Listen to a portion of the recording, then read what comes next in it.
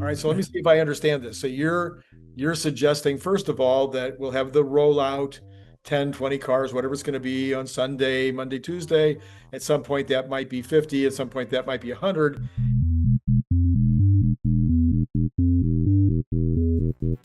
And if I understood your idea correctly, at some point they may want to flood the zone. Is that kind of what Right. Right. I think they'll then get confident and not flood the zone. It'll be not like a constant drip, drip, drip. I'd expect it to be drip, drip, drip initially, get confident, and then boom, 500, 2,000. You know, like in a finite number of steps, you go bigger, full. Okay. Yeah. All right. And of course, they should have really, really good. I mean, they're going to have outstanding information to be able to put into their AI in order to judge when the timing would be right to have these increases. But at some point, and then again, your idea might be whether they did it like over a weekend and went from 2,000 to 5,000, or whether they went from 2,000 to 2,500 to 3,000 over weeks.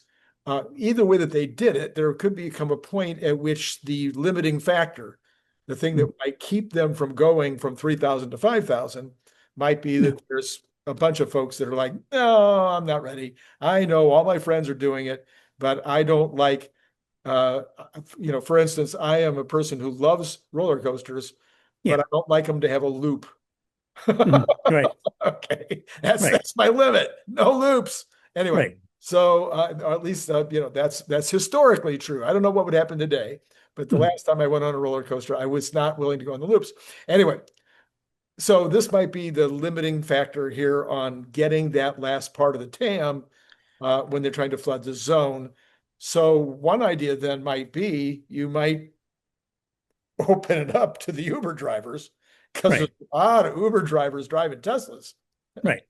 Right. But you can also then mix in that there are many Tesla owners who say, okay, maybe I didn't buy Robotaxi, but hey, I already drive Uber with my Tesla. Right. And so, there's probably, of the 2 million cars in the United States, there's probably 50,000, 100,000 that are Teslas driven for Uber.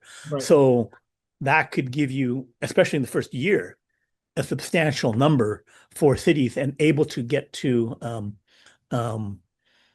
more vehicles, lower wait times, better service, right?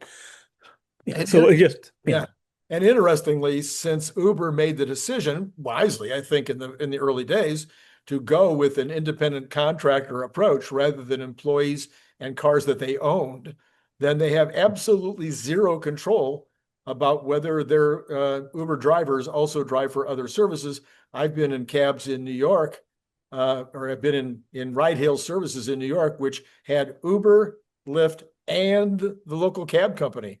Right. They were driving. They had all three of those available.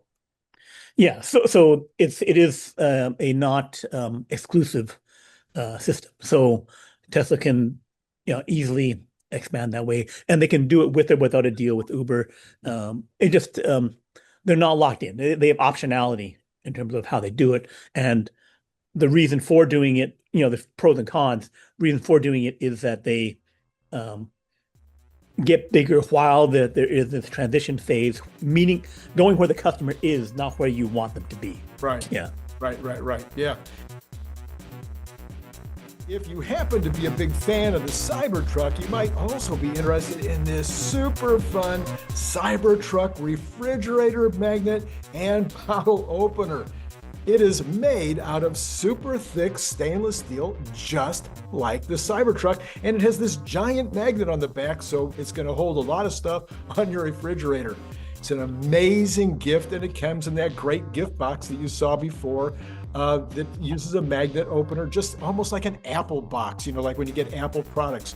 You can buy it on Amazon for $29.95, or you can buy it direct from me by sending $25 to paypal.me/Randy Kirk, all in lowercase letters.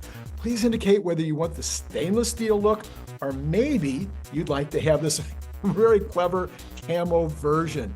And then if you're not in the US, please add $20 for freight. If you'd like more than one, please check the information below to get pricing, as well as all that information I just told you will be repeated in the information below. So once again, think about joining the channel, getting the up-to-date Tesla news every single day. I think you'll be glad you did.